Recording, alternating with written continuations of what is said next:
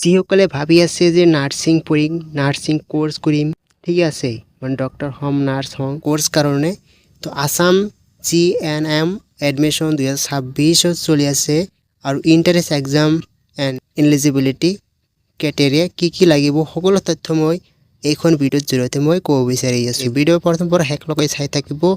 Exam entrance exam দিব লাগিব আৰু এক্সাম দিয়াৰ পিছত মানে পাছ হ'ব লাগিব। তাৰপিছতে ইয়াতে চাওক এক্সাম ইণ্টাৰেন্স এক্সাম দিব লাগিব আৰু কোৰ্চ হয় GNM নাৰ্ছিং কোৰ্চ, হয়নে? মানে যিসকলে নাৰ্ছিং কোৰ্চ কৰিব বিচাৰি আছে বা খুজি আছে তেওঁলোকৰ, ঠিক আছে। আৰু অৰ্গেনাইজেশ্যন SSUHS আৰু কোৱালিফিকেশ্যন লেছ মানে 12 পাছ হ'ব লাগিব, ঠিক আছে। আৰু এপ্লাই অনলাইন মোড হ'ব আৰু ফিজটো কিমান হ'ব? 1500 টকা লাগিব। শেষ সময় তাৰিখ আছে 30 মে'লৈকে। তো সোনকালে যি মানে কৰিব বিচাৰি আছে খুজি আছে তেওঁলোকে সোনকালে কৰি লওক। খালি পেড কৰিলে নহ'ব, এক্সামত পাছ কৰিব লাগিব। আৰু এক্সাম কিমান তাৰিখ হ'ব সকলো তথ্য মই জনাব বিচাৰিছোঁ। Assam GNM admission detail exam entrance exam 2026 হ'ব আৰু course name general nursing and midwifery, ঠিক আছে। আৰু একাডেমি সেশন মানে 26 বা 27 ৰেজিষ্ট্ৰেশ্যন হ'ব, হয়নে? আৰু ইউনিভাৰ্চিটি যে Srimanta Sankardev university of health science, organisation directorate of health services Assam. Exam date মানে জুন মাহৰ 28 তাৰিখত হ'ব এক্সাম, মানে ছানডে দিনাই এক্সাম হ'ব। আৰু এক্সামৰ ডিউৰেশ্যন থাকিব 2 ঘণ্টা, মানে মৰ্নিং 10 বজাৰ পৰা মানে 12 বজালৈকে, মানে 2 ঘণ্টা থাকিব এক্সাম, ঠিক আছে। ডিউৰেশ্যন মানে 2 ঘণ্টা মানে এক্সাম হ'ব লাগিব। আৰু এক্সাম চেণ্টাৰ মানে যি মানে জিলা আছে বা ডিষ্ট্ৰিক্ট আছে সেইখিনি ইয়াতে চাওক, মানে গুৱাহাটী, ডিব্ৰুগড়, শিলচৰ, যোৰহাট, বৰপেটা, তেজপুৰ, ডিব্ৰুগড়, লখিমপুৰ, নগাঁও, নলবাৰী, ধুবুৰী, কোকৰাঝাৰ, এইখিনিৰ ভিতৰত এক্সাম দিব লাগিব। আৰু টোটাল মাৰ্ক 100 মাৰ্ক হ'ব। আৰু কুৱেশ্যনটো টোটাল কুৱেশ্যন 100 কুৱেশ্যন হ'ব, মানে এটা কুৱেশ্যনত 1 মাৰ্ক থাকিব।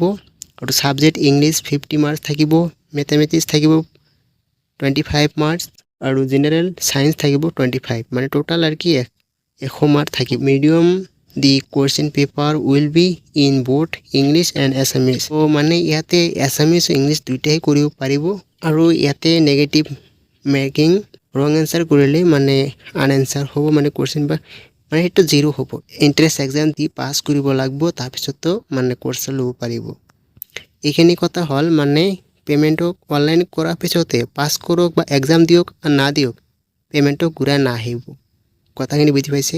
Eligibility criteria of GNM admission মানে application must be citizen of Indian permanent resident certificate APRC is manufactured for the admission the government institute of Assam, মানে PRC হ'ব লাগিব। আৰু চাৰ্টিফিকেটখন মানে ইণ্ডিয়াৰ হয় না আসাম হয় PRC সেইখনো লাগিব, ঠিক আছে। আৰু এজ লিমিটেড মানে 18 বছৰ হ'ব লাগিব। মানে কোৱালিফিকেশ্যন কিমান কৰিব লাগিব ইয়াতে চাওক, মানে 10, 12 মানে দুইটাই পাছ কৰিব লাগিব। আৰু মানে 40 প্লাছ হ'ব লাগিব মিনিমাম। যিকোনো গভৰ্ণমেণ্ট ইনষ্টিটিউট হয় সকলো চলিব, কিন্তু মানে 40 প্লাছ হ'ব লাগিব। ইয়াতে গোটেই মানে লিখি থৈ দিছে। আৰু কোনো প্ৰব্লেম হ'লে এইখন নম্বৰত কল কৰিব পাৰিব বা এই জিমেইল যে ID আছে মানে তাতে মানে DM কৰিব পাৰিব।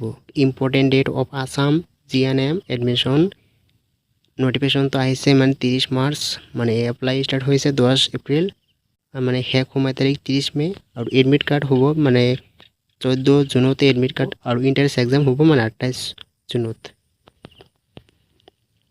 আৰু ইয়াতে লিংকটো চাব পাৰিব, ঠিক আছে। তো এইখিনি মই তথ্য জনাই দিলোঁ। তো সোনকালে কৰিব খুজি আছে কৰক আৰু নহ'লে বাদ দিয়ক, ঠিক আছে। Thank U.